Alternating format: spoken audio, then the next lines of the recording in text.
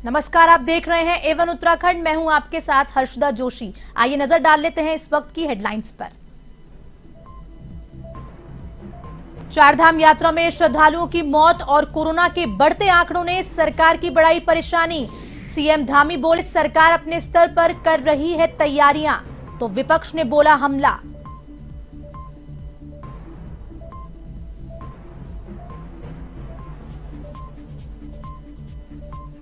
स्वास्थ्य मंत्री धन सिंह रावत का अल्मोड़ा दौरा, मेडिकल कॉलेज का किया निरीक्षण, अधिकारियों की बैठक लेकर दिए आवश्यक दिशा निर्देश।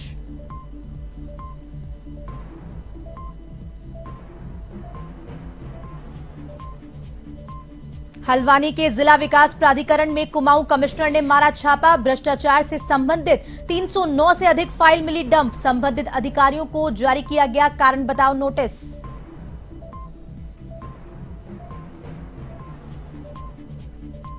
जमीन का पट्टा दिलाने के नाम पर काशीपुर में पेशकार ने की लाखों की ठगी, कोर्ट के आदेशों पर पेशकार के खिलाफ मुकदमा दर्ज, करीब 1.5 लाख रुपए लेकर 5 एकड़ जमीन नाम करने का आरोप।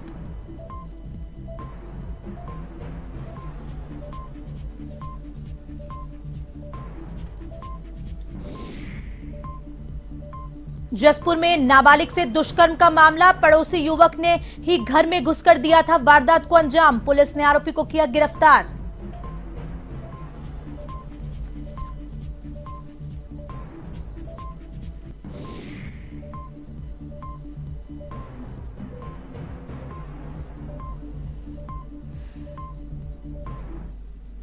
अब खबरें विस्तार से। चारधाम यात्रा में श्रद्धालुओं की मौत का बढ़ता आंकड़ा सरकार के लिए चिंता का विषय बन रहा है। इस बीच मरने वाले श्रद्धालु कोरोना ग्रसित पाए गए, जिससे स्वास्थ्य विभाग में हड़कंप मच गया है।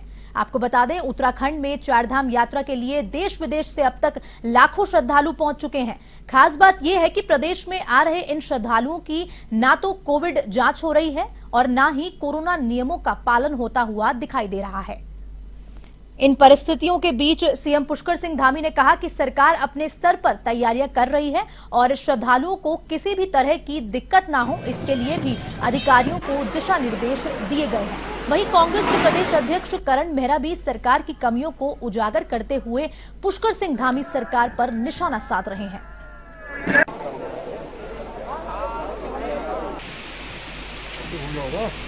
एक मिनट भाई साहब, 1 मिनट। ज़्यादातर जो डेथ हैं वो ऑन रूट हो रही हैं। लोग सडन डेथ है ये, जिसका पोस्टमार्टम तो हम करा रहे हैं, पर पोस्टमार्टम से बहुत कुछ रिवील नहीं हो पाता है। ज़्यादातर ऐसा लगता है कि या तो उन लोगों में कोमॉर्बिड कंडीशंस रही होंगी, डायबिटीज़, हाइपरटेंशन वगैरह, और कुछ लोगों में, 1-2 लोगों में कोविड की भी पुष्टि हुई है कि ये कोविड बीमारी से पूर्व में कभी ग्रस्त रहे थे, इसकी भी पुष्टि हुई है। तो मैडम क्या जो फिर ऐसे में रैंडम जांच चल रही है कोविड की? रैंडम जांच चल रही है। जो हमारे हाई रिस्क हैं लोग हैं 50 से ऊपर, हमारी कोशिश है कि हम चढ़ाई में चढ़ने से पहले उनकी जांच करें, और अगर उनमें कोई कोमॉर्बिड सिचुएशंस लगती हैं या वो हाई रिस्क में दिखते हैं तो उनसे विश्राम करके आगे बढ़ने की सलाह उन्हें दी जा रही है। और अगर ज़्यादा प्रॉब्लम में दिखते हैं तो उनको ये भी सलाह दी जा रही है कि आप कृपया यात्रा स्थगित कर दें। कुछ लोगों ने ऐसा किया है? कुछ लोगों ने यात्रा स्थगित की है, और कुछ लोगों से हम अंडरटेकिंग ले रहे हैं, जो आए हैं और जाना ही चाहते हैं तो वो अंडरटेकिंग भी दे रहे हैं। क्योंकि यात्रा अभी 2 सालों बाद शुरू हो रही है, और यात्रा में पिछले सालों की तुलना में जो आज से 2 साल पहले या 3 साल पहले जो लोगों की संख्या होती थी, उससे कई गुना ज़्यादा आई है। उसको हम सब लोग मिलकर व्यवस्थित करेंगे, और हमने देश के लोगों से अनुरोध भी किया है कि जिन लोगों की यहाँ पर रजिस्ट्रेशन और आगे की जो भी हमारी जो एक हमने व्यवस्था बनाई है, उस व्यवस्था के तहत जिनका रजिस्ट्रेशन हो गया है वही लोग यात्रा में आए। और चूँकि और जो मेडिकली फिट नहीं है उनसे भी मैं अनुरोध करता हूँ कि अभी मेरा अनुरोध है कि जब तक वो पूरी तरह से डॉक्टर का उनको सर्टिफिकेट नहीं मिल जाता है तब तक यात्रा प्रारंभ न करें। आज बहुत ही बुरी दुर्दशा चारधाम यात्रा की हो गई है। मैं लगातार कहते रहा कि पोस्ट कोविड इफेक्ट्स आएंगे, लोगों के लिए ऑक्सीजन की व्यवस्था होनी चाहिए, सरकार नहीं चाहती। और बहुत लेट होने के बाद जब 34 लोगों की मृत्यु हुई, उसके बाद वहाँ ऑक्सीजन की व्यवस्था की। कार्डियक अटैक्स हो रहे हैं, वहाँ कार्डियक का कोई डॉक्टर ऐसा नहीं है जो हार्ट की प्रॉब्लम होने पर वहाँ देखभाल कर सके, और सरकार बिल्कुल उदासीन बनी हुई है। रोड्स की हालत ठीक नहीं है, लगातार एक्सीडेंट हो रहे हैं। आज 19 दिन की इस यात्रा में 50 से ज्यादा लोगों की मृत्यु हो चुकी है, जो अपने आप में बहुत ही दुखद है। सरकार को टाइम रहते चेत जाना चाहिए। उत्तराखंड के आने वाले समय के भविष्य को भी निर्धारित करेगा, क्योंकि जो आने वाले लोग हैं वो सोचेंगे कि उनको आना है या नहीं आना है। ये दुर्दशा उन गरीबों की भी है जो 50-50 हजार रुपये किसी तरीके से अपने जीवन भर की कमाई जमा करके केदारनाथ बाबा और बद्रीनाथ जी के दर्शन करने आते हैं। आज उनको ऊपर नहीं जाने दिया जा रहा है, उनकी यात्रा को रोक दिया गया है। उनका जो बजट है वो गड़बड़ा गया है।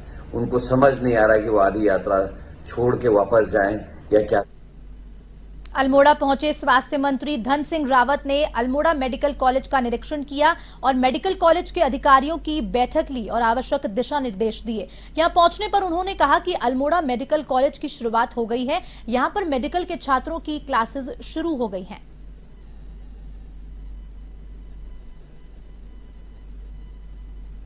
देखो, सबसे पहले तो मैं प्रधानमंत्री जी का धन्यवाद दे रहा हूँ, केंद्रीय स्वास्थ्य मंत्री जी का धन्यवाद दे रहा हूँ, मुख्यमंत्री जी का धन्यवाद दे रहा हूँ कि कई सालों से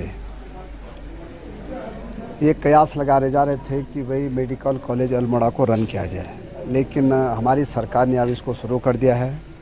बच्चों के एडमिशन हो गए हैं, 100 बच्चों के एडमिशन हो गए और पहला बैच शुरू हो गया। तो पहले तो आप लोगों को धन्यवाद देना चाहिए था कि बहुत सालों के बाद ये काम शुरू हुआ है और फैकल्टी की भी जितनी ज़रूरत पड़ेगी हमारी सरकार सबको यहाँ देगी। राष्ट्रीय मुक्त विद्यालय शिक्षा संस्थान ने डीएलएड कर चुके उपाधि धारकों ने शिक्षा मंत्री धन सिंह रावत से अल्मोड़ा राजकीय मेडिकल कॉलेज में मुलाकात की और प्रदेश में की जा रही शिक्षक भर्ती में सम्मिलित करने की मांग भी की। शिक्षक संगठन के प्रदेश अध्यक्ष का कहना है कि आंदोलन की धार को और तेज किया जाएगा, साथ ही हाईकोर्ट और सुप्रीम कोर्ट में अपील भी की जाएगी।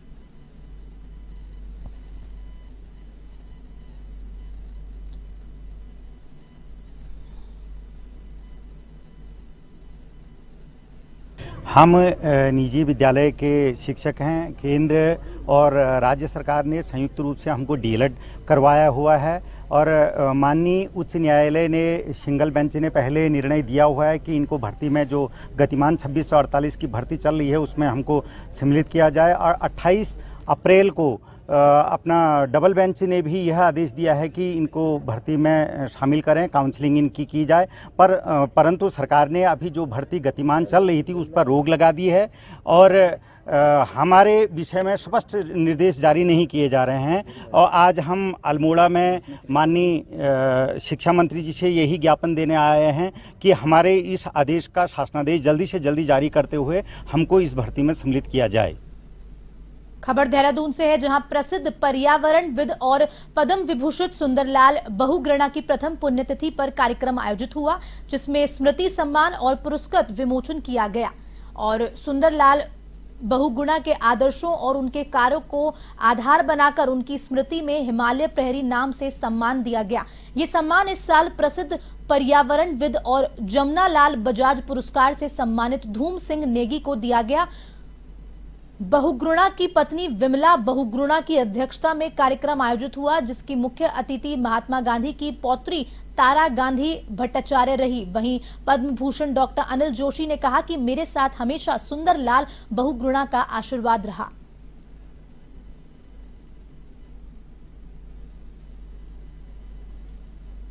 मैं समझता हूं कि ये पुण्यतिथि को इस रूप में भी देखा जाना चाहिए। उनका जीवन समाज के लिए समर्पित था। वो गांधी के सच्चे प्रतिरूप थे, अनुयायी थे और मैं व्यक्तिगत रूप से मैंने गांधी को न देखा न पढ़ा, लेकिन मैंने उनके अंदर गांधी कूट कूट के देखा और मैं जितना गांधी को जानता हूँ उन्हीं के रास्ते से मैंने जाना। मैं उनके एक हिस्से से व्यक्तित्व से बहुत प्रभावी रहा हूँ। वो था कि उनमें एक सरलता थी, चाहे उनके रहन सहन, भोजन, पोशाक से जुड़ी हो या उनके विचारों में। वो आर्थिकी, पारिस्थितिकी और तमाम तरह की समाज की हलचलों को एक सरलता का भाव देना चाहते थे और ये तय भी था कि जिस तरह से दुनिया कठिन हो चुकी है वे उसको सरल देखना चाहते थे और यही चाहते थे कि गांव से ही शायद आर्थिकी और पारिस्थितिकी बेहतर हो सकती है। ये असल में जंगल नहीं कहेंगे, उसको कहेंगे पेड़ों का खेत है वो। और जंगल की आग का प्रमुख कारण चीड़ के पेड़ हैं।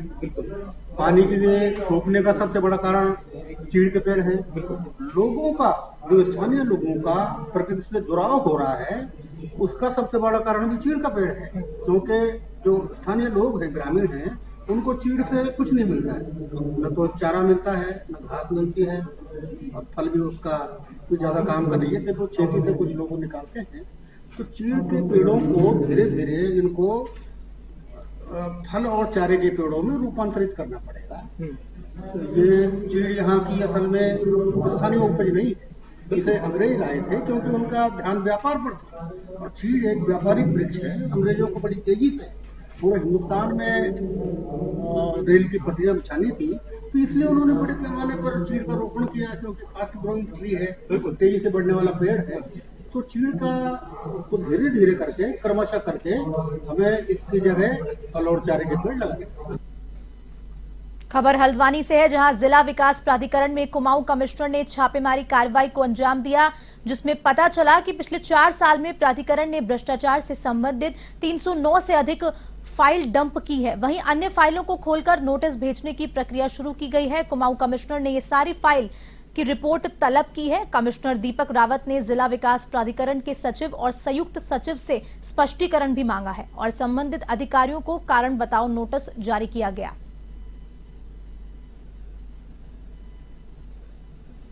दो तरह की खामियां मिली थी। एक तो पहली जो बड़ी खामी है वो ये है कि जब प्राधिकरण का गठन हुआ और विनियमित क्षेत्र बंद हुआ, बंद से मेरा मतलब प्राधिकरण में शामिल हो गया, तो उस दौरान जितनी भी चालान थे अलग अलग मसलों के, चाहे हो सकता है अवैध बिल्डिंग के हों या फिर हो सकता है कि किसी भी प्रकार की अनियमितता हो, उनके चालानों को बदस्तूर आगे भी चलते रहना था, उनकी सुनवाई होनी थी, नियमित रूप से उनका निस्तारण होना था।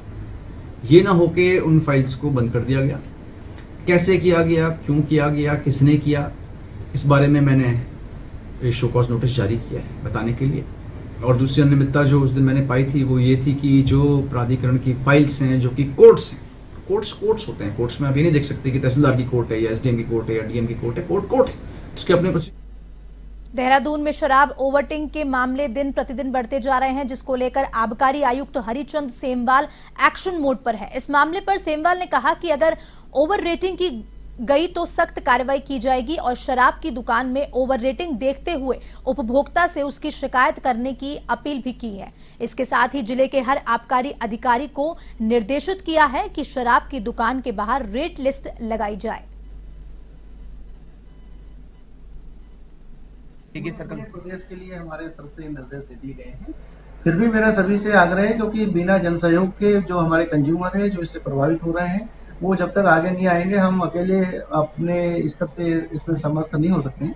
तो मेरा सभी कंज्यूमर से भी आग्रह होगा, सभी मीडिया के साथियों से भी आग्रह होगा कि जहाँ भी ऐसे प्रकरण आ रहे हैं वो जरूर हमारे विभागीय अधिकारियों के संज्ञान में लाएं। सर, एक जानकारी ये भी दे दीजिए, जैसे अगर डिस्प्ले की जो जैसे रेट लिस्ट है वो नहीं लगी हुई है, या जो टोल फ्री नंबर होता है, कंप्लेंट नंबर जो होता है, उसके लेकर भी एक्शन लिए जाएंगे ठेके वालों को। ये सभी हमारे जनपद स्तर अधिकारी को निर्देश है कि इस महीने के समाप्त होने तक हर दुकान का वो फोटो बाकायदा की रेट लिस्ट लगी हुई है, उसको कंफर्म करते हुए अपना सर्टिफिकेट भी देंगे, ताकि फिर इस तरीके की अनियमितताएं अगर प्रकाश में आएगी तो हम अपने अधिकारियों पर भी कार्रवाई करेंगे। किच्छा में नशे के खिलाफ चलाए जा रहे अभियान के तहत पुलिस ने यूपी निवासी एक आरोपी को नशे के इंजेक्शन एवं दवाइयों के साथ गिरफ्तार कर लिया है। पुलिस ने आरोपी के खिलाफ रिपोर्ट दर्ज कर कार्रवाई शुरू कर दी है। पुलिस क्षेत्राधिकारी ओम प्रकाश शर्मा एवं किच्छा कोतवाली प्रभारी अशोक कुमार सिंह के नेतृत्व में पुलिस ने नशीली दवाइयों की तस्करी कर रहे यूपी निवासी एक आरोपी को गिरफ्तार किया है, जिसके पास से 1020 नशे की गोलियां, 132 इंजेक्शंस और 200 कैप्सूल्स बरामद कर कब्जे में ले लिए हैं।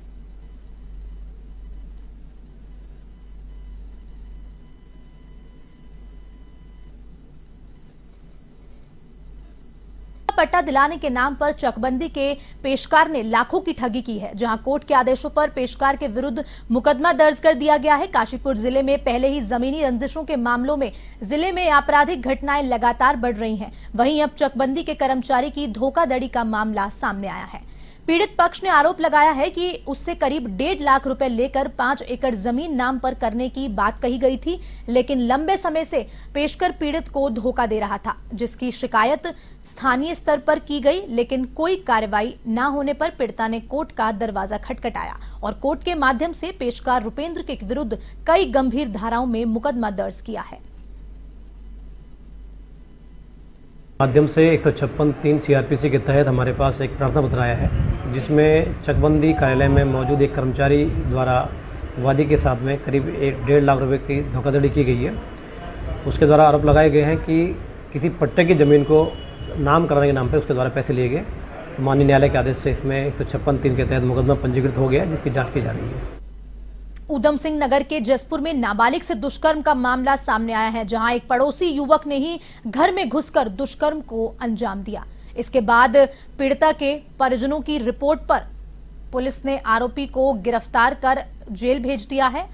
वहीं कोतवाल धीरेन्द्र कुमार ने बताया कि मामले में जांच कर आगे की कार्रवाई की जा रही है।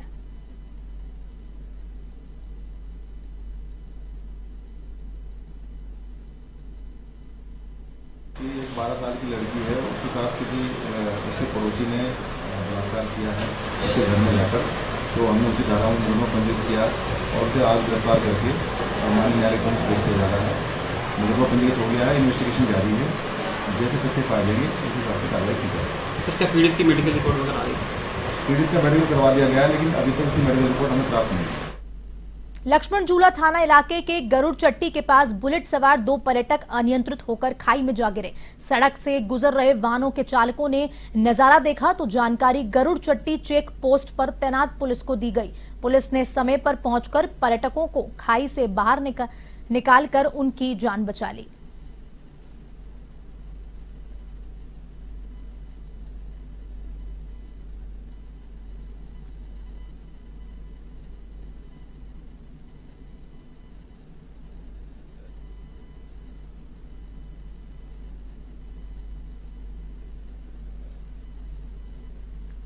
ऋषिकेश कोतवाली इलाके के आवास विकास कॉलोनी में एक महिला ने एक नहीं बल्कि कई घरों में पहचान करने के बाद चोरी की वारदात को अंजाम दे दिया। एक के बाद एक घरों से गहने चोरी होने की वारदात से पूरी कॉलोनी में खलबली मच गई। शक होने पर पीड़ितों ने महिला के पति को शिकायत की, जिसके बाद आरोपी महिला को उसके पति ने कमरे में बंद कर दिया। पूछताछ के बाद आरोपी महिला ने गहने बाजार में एक ज्वेलर को बेचने का जुर्म कबूल किया, जिसके बाद सभी पीड़ित ज्वेलर्स के पास पहुंचे और अपने गहने किसी तरह वापस ले आए। दोबारा से इस प्रकार की वारदात न हो, इसलिए पीड़ितों ने पुलिस को भी मामले की जानकारी दी। सूचना के बाद मौके पर पहुंची पुलिस ने आरोपित महिला से बातचीत की, दोबारा चोरी की हरकत नहीं करने की चेतावनी दी।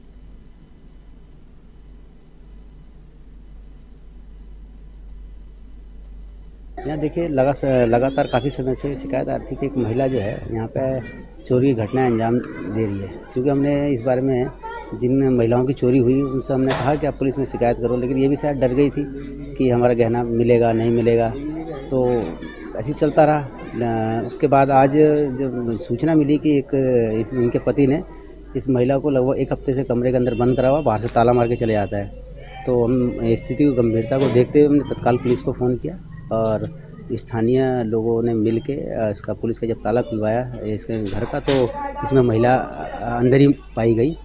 तो इसके बाद क्योंकि ये चीज़ें मोहल्ले के अंदर ठीक नहीं है, हमने चेताया है कि आप इस मोहल्ले को छोड़ के आप कहीं पे भी जाएं और ये कमरा आप खाली करें। लेकिन मैं चाहता हूँ कि जो ज्वेलर इस चोरी का सामान को खरीद रहा है उनके खिलाफ भी सख्त से सख्त कार्रवाई करी जाए, ताकि भविष्य में ऐसी कोई ना कर पाए। मेरे घर में चोरी हुई थी जो कि काबिल नाम की लड़की ने चुराया है। वो हमारे पड़ोसी ही है, जो कि उसने BS ज्वेलर्स में बेच दिया।